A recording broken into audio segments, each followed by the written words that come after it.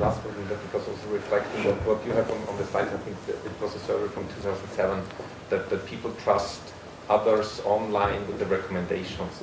And I think this is also about this crowd, and I think you mentioned it.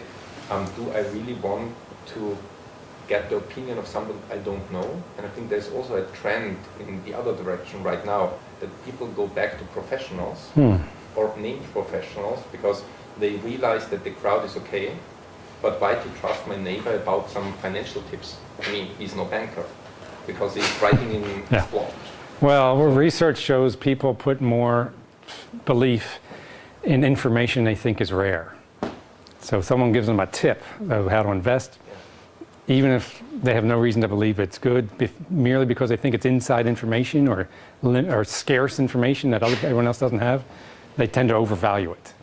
So I think people right now realize that the crowd is not it's not always right. Crowdsourcing is the end of the tunnel. Yeah, there's actually really know what they talk about. That's right.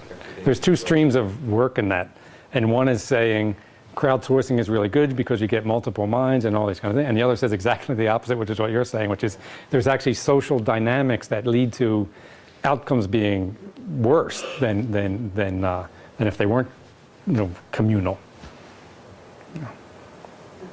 You mentioned several times this idea of nudging the audience or the constituents.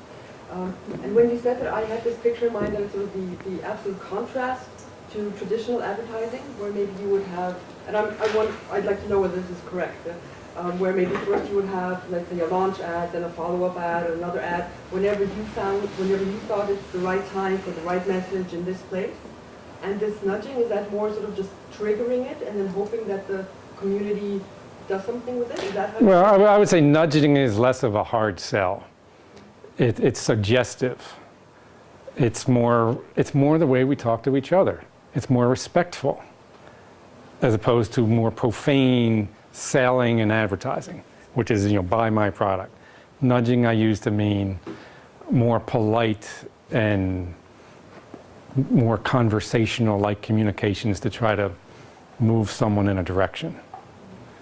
But making someone take the first step in that direction. Or if they have no steps in that direction, then you want the first. If they're halfway down to thinking a certain thing, then it's just a little bit further, which gets back to understanding where people are now. And that, you can't, again, it's just like human conversations. And when you have interpersonal conversations, good conversationalists build on what was just said, and they keep on developing it. And sometimes it goes in different directions, but it always develops. Bad conversationalists don't know how to do that. And they say things that are just like, everyone's like, what? That just kind of conversation stopper or reverse. So it's more reactive. It's very reactive. It's very reacting, and the next thing to say in a conversation. I mean, some people refer to what's happening now as conversational media. And I think that's a good term.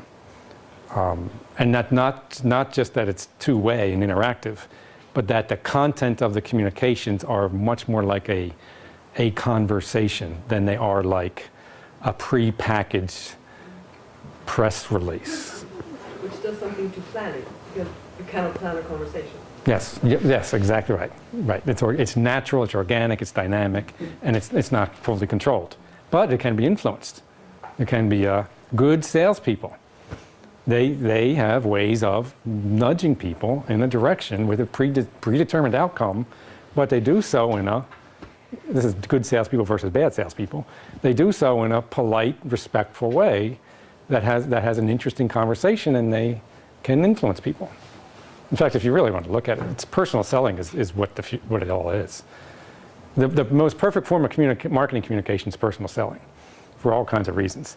What's happening because of the media evolution is mediated communications are becoming more like personal selling. That's the nice vision to think of ahead about where it's going. I mean, it might never get there for another few lifetimes, but it's moving in that direction.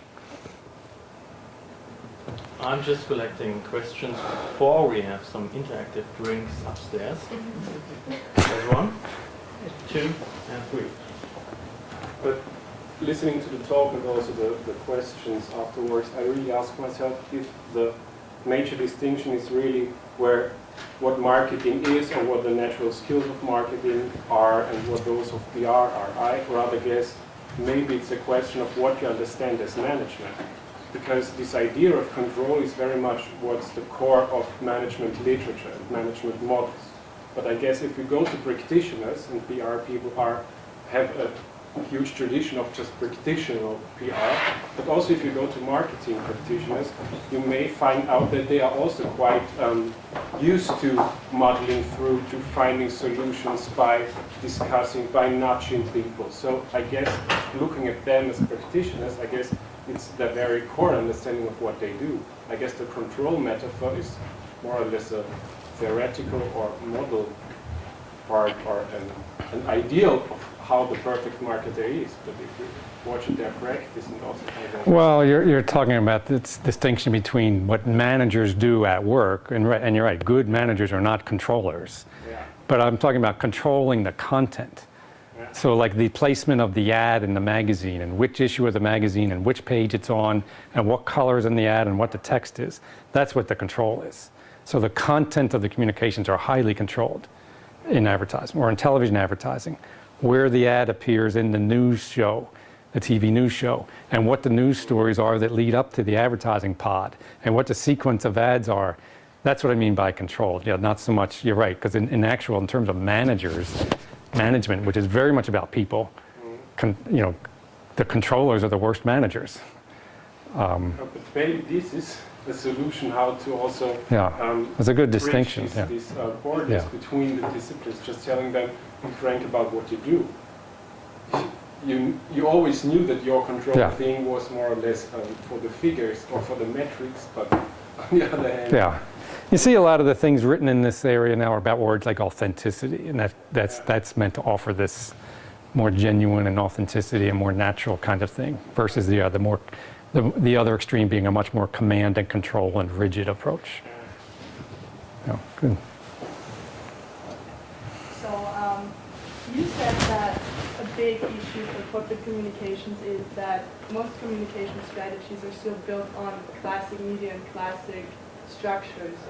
My question is, everybody's talking about how organizations have to deal with digital media, but my question is, how should they deal with classic media then? Because I feel like completely ignoring classic media is not possible. No, not at all. But also still kind of like using classic media would cause the conflict. No, I mean, most of the money is still spent on classic or traditional media. I mean, I don't know what the numbers are now, but still, I mean, in North America, I mean, for ad budgeting, it's still 70% still television. But the thing is, agencies and media companies know how to do that. We're good at that already. So the whole question about the digital and social stuff is not that we're going to stop doing the other, and I agree with you, because it's like everything you see written is about social media and whatever, because that's new. But the profession knows how to do the other stuff. We know how to do corporate communications and reputation management and big media, big brand advertising. We're good at that. What we don't know how to do is this other stuff that we're calling new media, and eventually is going to dominate most of the media over the next 5 or 10 or 15 years. But yes. So if I understand you right, now you say that it kind of has to be a combination of both. Yes. In the beginning you said that adding social media is not sufficient enough. So I kind of don't really understand how classic media and digital media, or let's say social media, should work together. Well, see, the distinction will go away. Right now, television is not social media. In the future, it will be. So people will watch TV. It'll be on what we now call the internet, which is another thing that's going to go away. We don't call this a classroom that's electrified, that has lights. But in the new media world, we talk about things being online as if it's different from being offline. So all that's going to go away because everything's going to be networked. So people will be watching TV, and you have a little remote, and you have a little box, and you click the box, and all your friends will pop up who are watching the same show.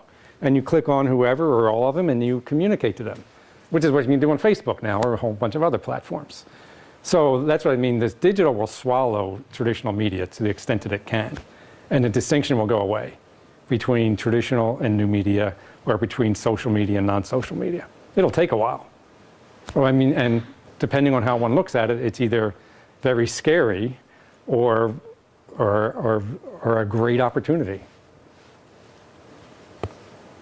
Satisfied? One question is, we're always talking, when we're talking social media, we're always talking about companies talking to consumers, if I may use this term. But there's a lot of companies who are only working business to business. I guess it's even more money changes just business to business than business to consumer. So from your point of view, as a PR practitioner, does it make any difference to me in this social media environment? If I'm working B2B communication or B2C communication, does this border kind of diminish, or is it another way to work? Well, so I think it's many of the same things, but it's a very different mix. For example, businesses are all online. I mean, I don't know of any businesses that don't have email, for example, but a lot of consumers don't have email. So, I mean, I think it's the same kinds of concepts. There's just different stages of the evolution depending on if it's a business versus a business to business versus business to consumer. But it's the same ideas, the same concepts. The place that really comes into play there that you don't see in consumer marketing is the sales force and the integration or relationship between personal selling and online communications. So for example, a lot of clients, rather than talking to a salesperson, would rather go to a website and order their product. And then the salesperson doesn't like that if they don't get a commission. So you have all these issues in personal selling and sales management connecting to digital media. And I think a lot of companies do a good job of connecting that and integrating that. But that's a big challenge. So there, it's not so much traditional media advertising versus digital and social. It's personal selling versus digital and social. And I think a lot of companies do better there because there's a lot more money on the line. I mean, the clients are making bigger dollar expenditures and the sales reps are getting commissions. And so there's a lot of really good work that goes into building online systems to integrate with the sales force. Yeah. Yeah.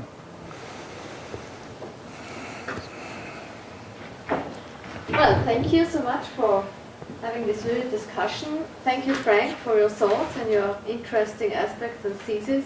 Thank you, Stefan, for guiding us through the discussion. And I also want to thank the Public Relations Association of Austria for cooperating with us, organizing this event today, and also for supporting our institute and department for so many years already. And well, it's a pleasure for me to invite you now for having some drinks upstairs on the first floor and have one or the other discussion more. Thank you so much. Yeah. Thanks.